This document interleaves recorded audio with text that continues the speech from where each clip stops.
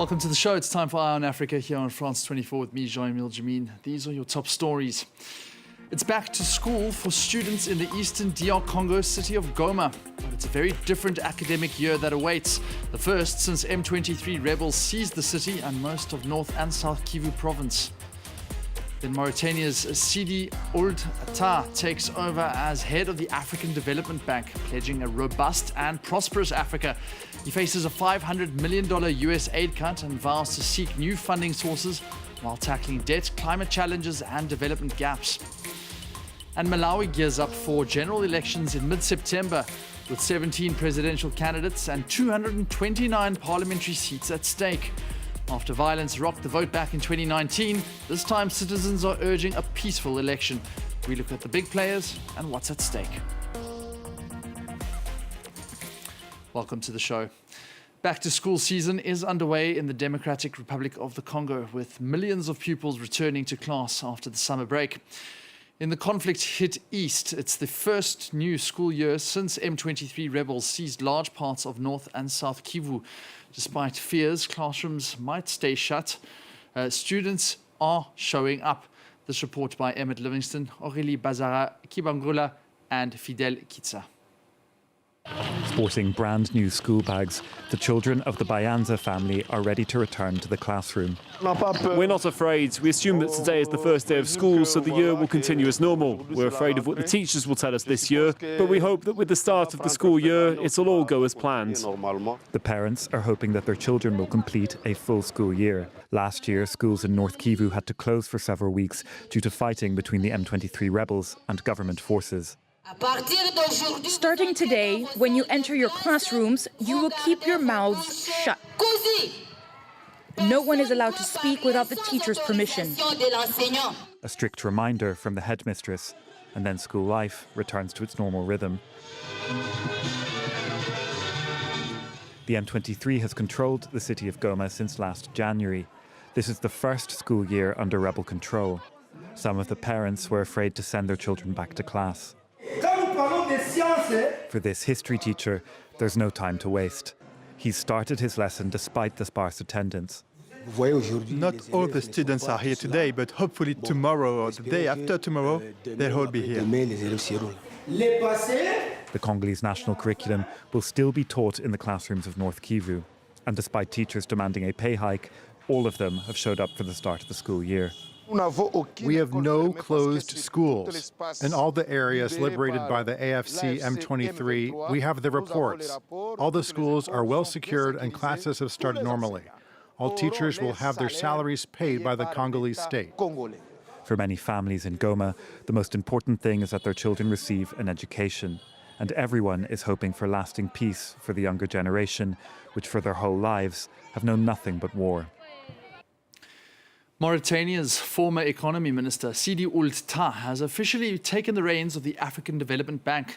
Speaking at his swearing-in Abidjan, Tah vowed to push for a robust and prosperous Africa, even as the institution faces a funding squeeze. The challenge is steep. The Trump administration plans to slash $500 million in aid for projects helping Africa's poorest countries. Tah has pointed to debt, aid cuts and climate change as the continent's biggest hurdles, but says Africa's youth is waiting and the time for action is now. I am committed to doing everything in my power to ensure the African Development Bank contributes significantly to the desired paradigm shift in different areas. I am confident that the African continent will continue to demonstrate resilience. Africa is watching us. Young people are waiting for us. The time is for action now. Moving on, the United Nations Refugee Agency says it will be slashing its budget next year by almost a fifth, despite record levels of displacement worldwide. Nearly 4,000 jobs are set to be cut, while the UNHCR says it will close its regional bureau in Pretoria, South Africa. The 2026 budget is predicted to shrink to $8.5 billion, down from $10.2 billion this year. And it all follows those deep funding cuts from major donors, including the United States, redirecting money towards defense amidst those tensions with Russia. Yet the needs are rising. The agency warns that by next year, the number of forcibly displaced and stateless people could hit 136 million, a new global record. Now let's take the news to northern Nigeria. A woman has been burned to death by a mob after being accused of blasphemy against Prophet Muhammad. Witnesses say the violence erupted after a man jokingly proposed to her, and her reply was taken as an insult by some in the community. Rights groups like Amnesty International warn that blasphemy accusations are often weaponized to settle personal disputes, with mobs carrying out instant killings. Chinwe Osundu reports.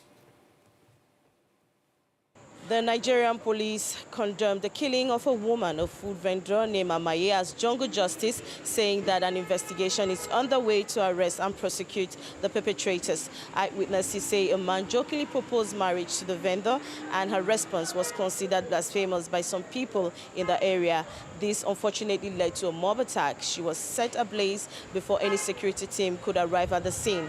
The police have appealed to members of the public to remain calm and not to take the law into their own hands following Amaye's death on Saturday in Niger State. Such killings are not uncommon in northern Nigeria. In 2022, student Deborah Samuel was beaten and burnt alive in Sokoto State. And last year, Bucha Usman Buda was stoned, both after being accused of making blasphemous comments. Though Nigeria's constitution upholds freedom of speech, the country remains deeply divided on matters of faith and justice. The Sharia law is in force in 12 northern Nigerian states. Since 1999, Nigeria's Supreme Court has ruled in the past that blasphemy allegations must be proven in a court of law. Now in Cameroon, a new hearing has opened in the high-profile Martinez Zogo case. The popular radio host was abducted in January 2023, found dead 5 days later on the outskirts of Yaoundé. After months of procedural battles and delays, the trial has now moved to the merits of the case. This report by Indira Ayuk. The court case pitting the 17 persons suspected of having a hand in the murder of late radio host Martinez Zogo has taken a different turn this September 1, 2025 at the Yaoundé Military Tribunal. Contrary to the previous sessions, which have all been adjourned over the past 2 years, which deliberated mostly around the proceedings or how the trial should unfold, today's session was quite in-depth as the presiding judges began listening to witnesses, notably 3 media figures in Cameroon who represents 3 different media organs. All of them testified about the abduction or the purported arrest of Martinez Zogo on that fateful day in January 2023. It should be noted that after his abduction, his body was found 5 days later in an advanced state of decomposition in the outskirts of the city of Yaoundé. Since then, 17 people were arrested in line with that assassination, including top government officials as well as businessman Jean-Pierre Amugu Belinga. While the hearings are still ongoing, it is not clear if there will be another adjournment this day as the court session is still on at the moment. It should be noted that the plaintiffs had requested that the hearings be public, but that has been stiffly opposed by the lawyers of the defendants who think that it is not necessary. Today's hearing at the military tribunal saw the presence of family members, the media family, as well as the public who came to satisfy their curiosity. Almost 2 years later, Martinez Zogo's body is still in a morgue in Yaoundé, awaiting justice. Now to Ghana. President John Dramani Mahama has dismissed the country's Chief Justice with immediate effect, citing misbehavior. Gertrude Torkornoo, Ghana's 3rd female Chief Justice, was investigated earlier this year and suspended. She's rejected the allegations. Justice Baidu has the latest from Accra. Was already anticipated after President John Dramani Mahama suspended former Chief Justice Madam Gertrude Torkornoo in April of this year. The president had received petitions that were alleging issues of misconduct, abuse of office, and misuse of public funds against Madam Torkornoo. The investigators who spent months looking into these allegations recommended the former Chief Justice's sacking. Justice Torkornoo was appointed under Ghana's former president, Nana Addo Dankwa Akufo-Addo. President John Dramani Mahama, who was then the leader of the opposition, had heavily criticized Mr. Akufo-Addo, accusing him of packing the country's courts with his favorite judges. Some critics have warned that this could be a bad precedent that could endanger the independence of justices in Ghana. The government and those who support this action have said that the president had breached no laws in taking this decision, and this action would instead guide future occupants of the high office of Chief Justice. Malawi is deep in campaign season ahead of general elections on September 16th. 17 presidential hopefuls are in the race, with 229 parliamentary seats also at stake. After the 2019 vote was scrapped over fraud and sparked deadly unrest, many Malawians are now pleading for peace at the polls. Tom Canetti reports.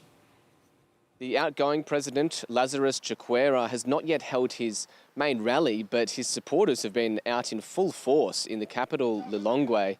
His ruling MCP party is the oldest in the country. They lost the elections in 1994 when they introduced a multi-party system, but they retook control in 2020 when they formed an alliance with 8 other parties. But that alliance has now broken up, and Chakwera will face 2 former presidents in these upcoming elections. The MCP spokesperson said at the start of the campaign was tense, with 2 people killed, but she says that peace is hopefully on the horizon. And us as Malay Congress Party, we remain focused on making sure that we have a clear win that we are seeing, and we know that violence is not going to help. In such a contested election, smaller parties like the UTM, who says it represents the country's youth, could cause an upset in September. The spokesperson for the party says that they've chosen the former governor of the central bank as its candidate because its priority is to revive the country's economy. So people thought 2020 was the year.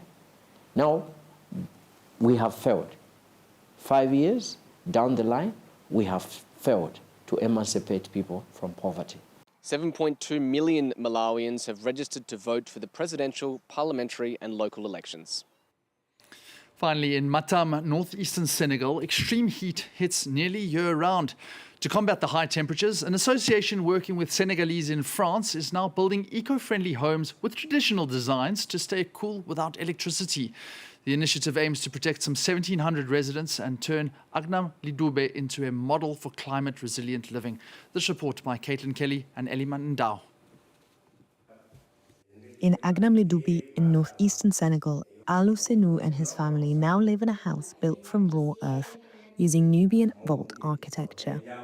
Their home naturally stays cooler in a region where temperatures regularly reach up to 40 degrees Celsius. I'm very happy with this new house. It's very different from the cement houses we had before. The construction method and architecture are better suited to the high temperatures here and our way of life. These homes were built with the support of the Association for the Development of Agnam Lidube, a community living in France. So far, 29 houses have been constructed for nearly 300 residents of the village. Richard, an entrepreneur specializing in Nubian vaults from Burkina Faso, is the master builder behind these homes. We have very thick walls that are 60 centimeters thick. This keeps out heat and humidity. When it's hot outside, when you come inside, you feel the coolness. That's the advantage of the Nubian vault. It's also cheaper than cement construction because we have the earth on site. The project has completely transformed the village, where residents are now promoting this type of more environmentally friendly construction. With this project, we are using local resources. There are no negative consequences for the environment. What's more, constructing these Nubian vault buildings limits the use of wood and helps combat deforestation. With a cost of over €150,000, around 30 other houses of this type are currently under construction in the village, with completion scheduled for 2029. That's it from the continent. You're watching France 24.